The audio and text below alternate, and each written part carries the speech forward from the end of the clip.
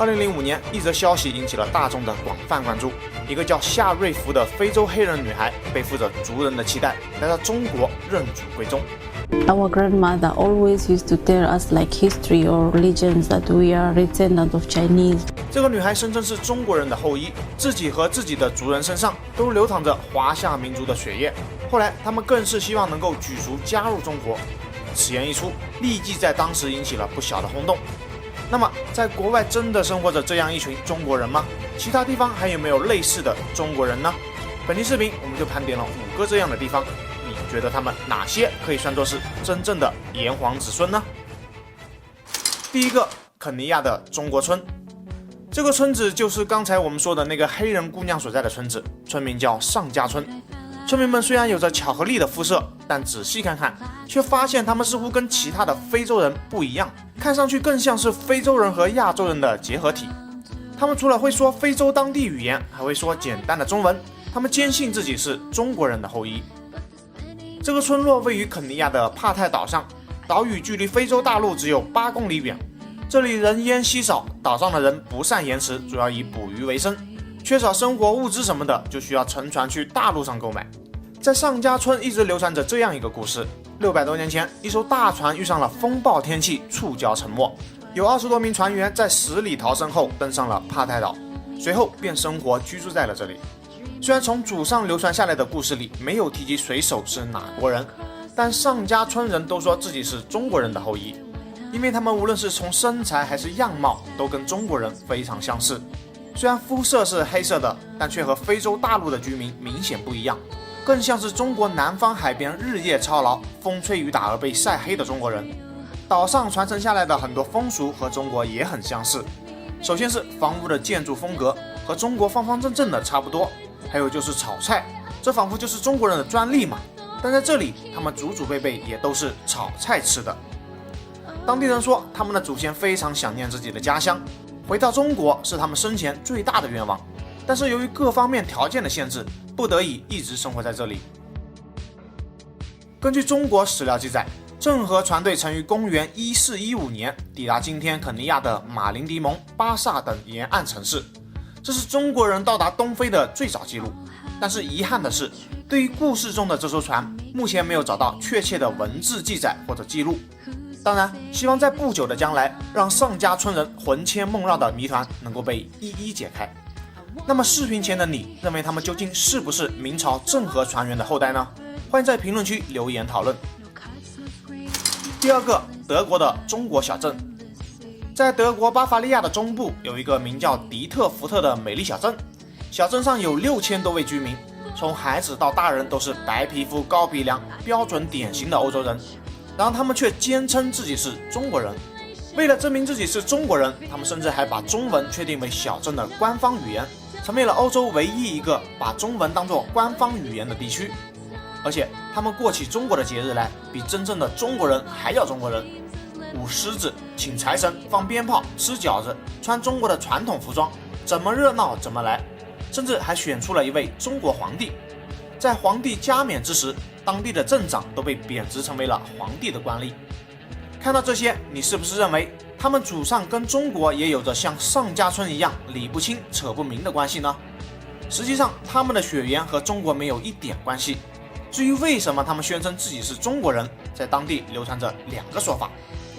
第一种说法是，据说在500多年前，迪特福特人就开始与中国人有生意上的往来了。迪特福特人非常喜欢中国的丝绸、瓷器和茶叶，对丝绸的精美赞不绝口，于是便用当地的白银和手工艺品进行等价交换。长久的商业往来让迪特福特人渐渐感受到中国文化的魅力，从那之后便开始效仿中国文化，以把自己当成一个中国人为傲。还有一种说法是，很久很久以前，当地的主教派他们的财政管理员去迪特福特收税。这时候，迪特福特的居民们就将小镇的大门紧紧关上，不让收税的人进城，自己也躲到城墙底下，不吭声，不露面。主教知道这件事情之后很生气，就说这帮迪特福特人就和中国人一样，只会躲到城墙底下。主教的这番话本来是想嘲讽迪特福特人的，但没想到当地人根本不觉得像中国人有什么不好，而且还开始骄傲地宣称自己就是中国人。从那之后，迪特福特小镇中国城和中国人的称号便在当地传开了。对于这两种说法，你更倾向于哪一种呢？搞套榜专注各种有趣的排行榜，如果觉得我们的视频还不错的话，希望您能点赞关注鼓励一下，感谢感谢。第三个，太平洋上的中国后裔。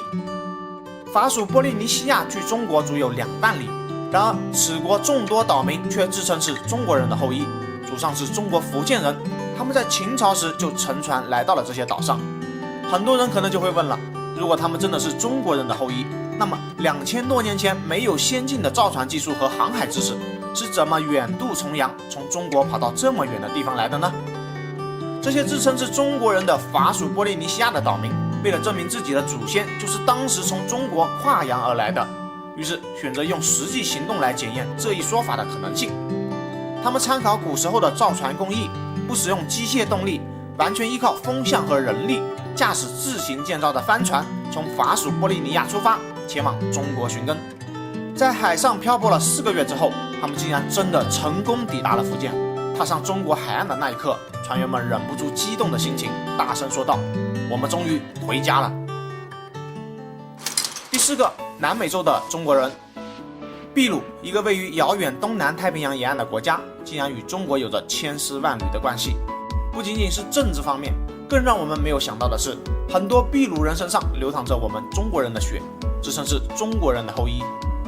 历来国内关注华侨华人的重点都是在东南亚、北美、日韩等地，与中国相距甚远的拉美地区难免被人忽视。华人在秘鲁的历史与现状更是鲜有人知。在很多西方国家，华人从事商业的很多，但从事政治的人可谓是凤毛麟角。东南亚华人虽然非常富有，但是在政治上也缺乏足够的影响力。一旦发生政治动乱，华人往往都会成为被宰割的对象。而在秘鲁，华人却成为了当地一个比较强势的族群，担任政府要职，参加议会选举，经营大公司，开创自己的新闻媒体等等，屡见不鲜。特别是每到总统和地方省长选举的时期，华人更是会成为各路政治家们竞相拉拢的对象。第5个，海外小中华。佤邦是缅甸联邦的一个自治区，他们被称作是海外小中华。佤邦人一直认为自己是中国人，这里的中国元素也很多。虽然是缅甸的领土，然而生活在这里的人竟然都会说汉语，甚至汉语成为了这里的官方语言之一。他们不用缅元，而是用人民币作为主要的流通货币。更夸张的是，他们用的小学、中学的教科书全是云南出版的中国教科书，很多老师也是从中国昌原佤族自治县请过去的。在佤邦的大街小巷，你会发现当地的吃穿住行各个方面都有着太多的中国的影子。在这里，你不会觉得到了国外，而是会感觉仿佛置身于一个中国小城一样。好了，本期的搞套榜就到这里，你认为哪个地方的人可以算作是炎黄子孙呢？欢迎在评论区说说您的看法。